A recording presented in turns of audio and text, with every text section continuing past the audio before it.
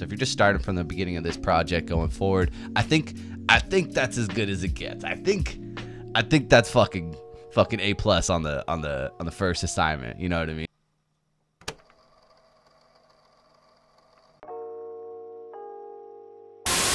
Hi, my name is Garrett. Thank you so much for tuning into this channel. Today we are talking about Lil Ricefield. Lil Ricefield is another beautiful product from the YouTube recommendations. Came into my my homepage, clicked on it, and it was one of the better things I did this week. So here we are. Brand new EP, just dropped last week by the name of Omakase or Omakase, but that actually is a Japanese phrase that is often used in sushi restaurants. That means I'll leave it up to you, or in Japanese it directly translates to entrust. So there is a Asian descent coming from this guy. More directly, I believe it is Japanese. He does reside from Oakland, California, and a lot of his songs do definitely have that Oakland West Coast feel, and the beats also. But what's so capturing about this guy is there's definitely a highlight, definitely an emphasis on his Asian descent and this culture of just Japan. There's so much imagery that comes with that, and there's a lot being implemented into his music videos as well. So when you really look at the overall picture that gets painted around him, it adds so much more to say to a very familiar scene and a familiar sound as well.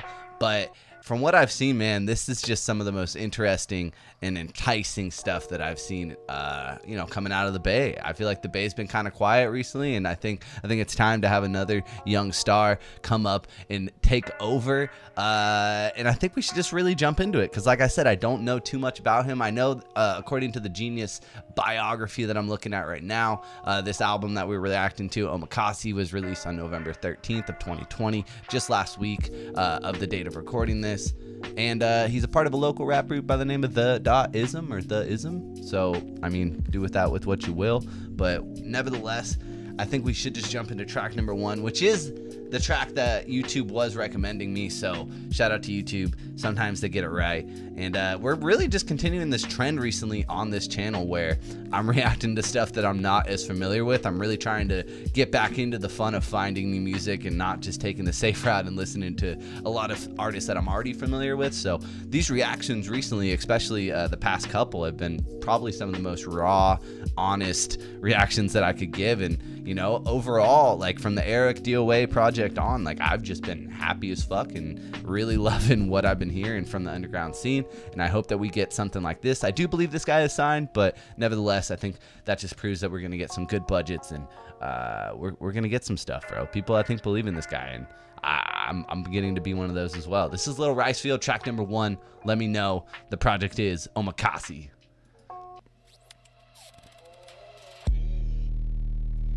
Me shit, but let me know if you want funk, then it's kick though. I take the L and take some notes next time.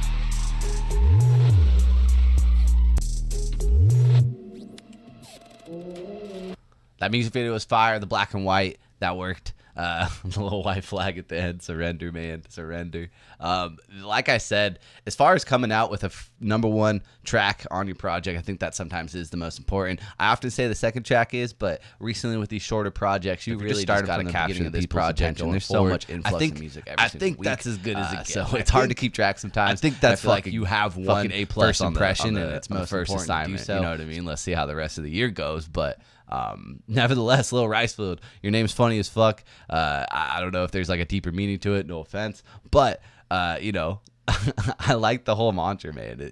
It's like soft at face value, and then you click on it, it's just like, damn, okay, he's not playing around at all. Track number 2, this is by the name of Nenji, featuring Seiji Oda and 247Z. Official music video. We got a music video for this thing. Let's jump into it.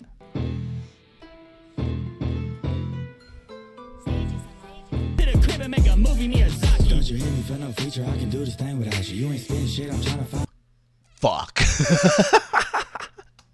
That flow switch up was fucking dope, man. But also, this is definitely far more West Coast on the nose sounding than the other tracks prior, and I think honestly that is that Oakland sound to a T, but the way he's portraying it with the visual really shows that he has something else to show and something else to do here. And you know, this is what's needed to that sound that's so one-noted sometimes in a lot of ways, or can be. You know, this is lowrider music, but I haven't seen a single lowrider, and I think that's interesting. Lil Ricefield, let's go, man. Where the fuck the fuck you? Funny guy, I'll leave you sleeping off of me, my mate about you. Now you mad, but all my partners dead, so keep the KOKs around you. Always. Wait a second. Hold up. That's the girl from the beginning of the first video, and he like puts it in, and that's like the only thing, if I'm not mistaken, that isn't black and white. It's just this gold grill at the very beginning, and I don't even know if it really comes up in the last video. But continuity to your videos tells a storyline, and he just went through this fat training between these guys, and they all to see who was worthy of the fucking grill. I love it, bro. This kung fu style video with the backdrop of this hard-hitting bass, this West Coast style beat, but these like 3 different ways to tackle it, but all just making this wonderful posse cut. I don't know if this is his actual group that I mentioned before, but if it isn't, then it should be in a lot of ways. This was fire. Track number 2, man. Track number 2. I think, if we're being honest, it says to be continued on the end of that video, by the way, so that's interesting. Track number 2, just as good as track number 1, but in a lot of ways, it's different. It shows 2 different sides of him, a lot of different flows on this thing. I'm in, man. And the vocal range, that wasn't even as deep or as like raspy in your face, man, as the first track. I think this guy's a talent. This guy can clearly rap. Let's see how the rest of this project plays out. This is track number 3, Jose Cuervo.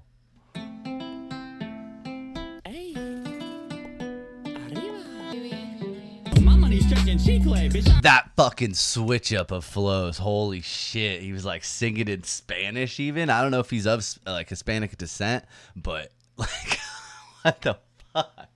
Just went right into that fucking SOBRBE flow. Let's go, man. We ain't waiting for nothing. She gon' roll that blunt or what? Wait, hold up. This bitch fucked it up. She all up in my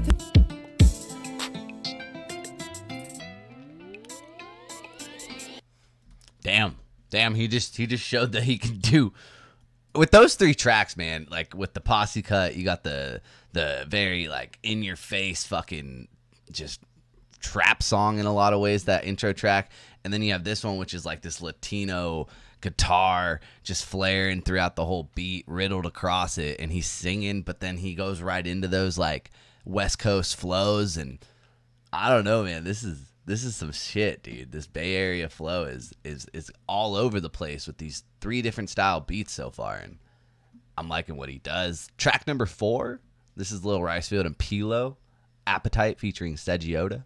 Let's go. And Seji was on the second track.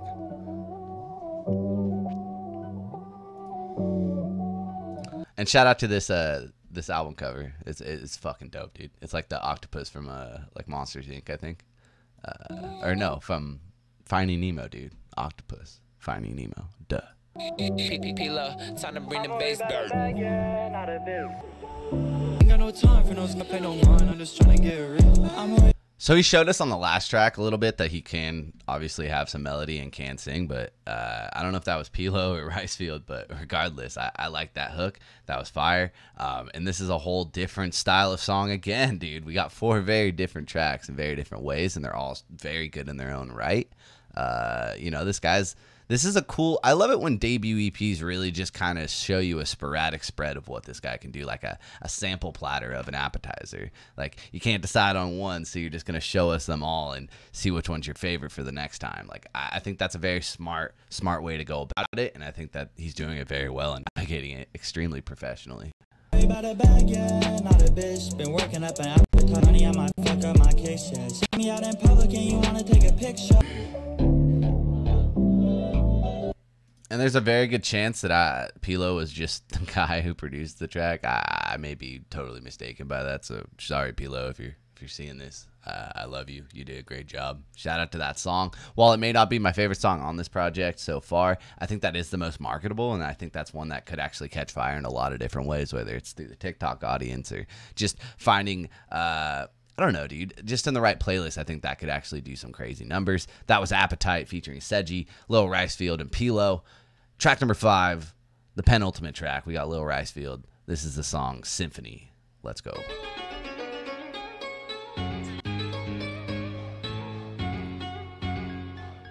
And Seji's production's all over this thing, and that needs to be shouted out, and that needs to be taken notice, because it's some wonderful, wonderful production in a lot of different styles, a lot of different sounds, and it really does kind of feel like this worldwide vibe. There's a lot of different cultures embedded in this thing as well.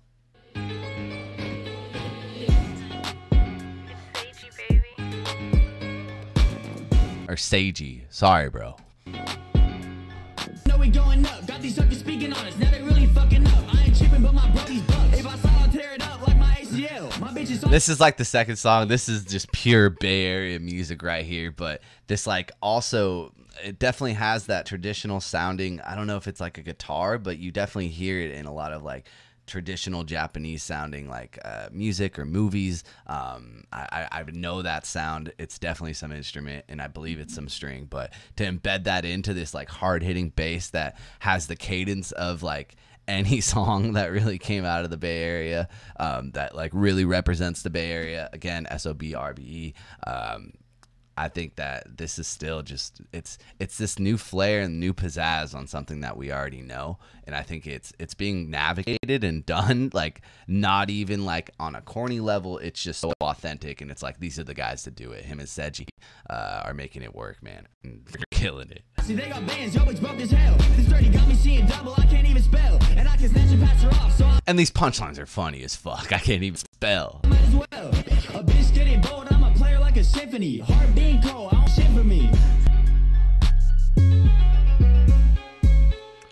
Fellas, if you need to leave your woman, just send that to her, and she'll get the point, I'm sure. That was fire. That was short. That was sweet. 1 minute and 38 seconds. Symphony. That's just a fun track, man. There's zero reason to skip that track, because it serves as a good interlude to a.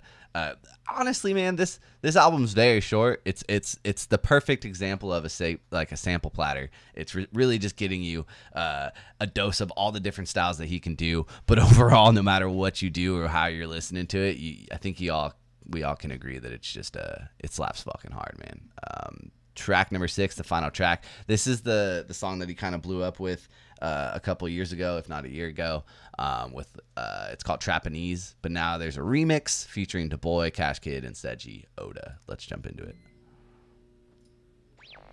It's Seiji, baby. Seiji. I gotta stop saying Seiji or Seiji. Seiji. 3 times fast. Seiji.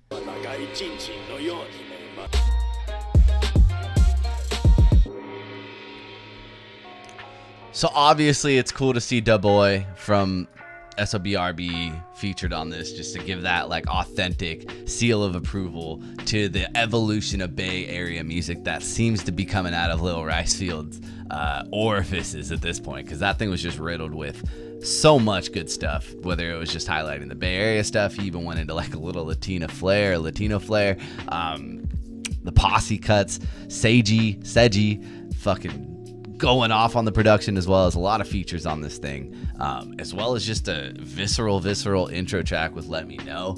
I think as far as 6-track goes, it came, it went, it was 15 minutes long, and you know, knowing myself, this will probably be a 40-minute video because I just ranted forever, but nevertheless, that just means that Lil Ricefield is doing something right. Lil Ricefield he knows what he's doing, man, and I think that this is just the beginning. And as far as an EP, especially a debut EP, I don't think it gets much better than that. And I think that while there are a lot of very interesting choices being made, the future will tell just how much those evolve and just how much this becomes a thing, I guess. And I'm not to say that there's a lot of gimmicks or anything on this thing, by no fucking standard. That's what I'm saying. What I'm saying is that I want to know how he would navigate a full-length project, and as far as if that's the goal of this EP, to get me excited for the future releases from this guy, that's already done. So let's see what the fuck Future tells. Not Future the rapper, the Future as in the tense. I gotta get out of here before I fuck this up. If this is the first time you are finding this channel, please, I hope today was the day that I earned your subscription. You can follow me on Twitter at YoGarrett, YoGRRTT. Do not sleep on Lil Ricefield. Instagram, follow me there. Now INROTATION on those 2 platforms as well. Take care of yourselves, and that is all. You beautiful fuck.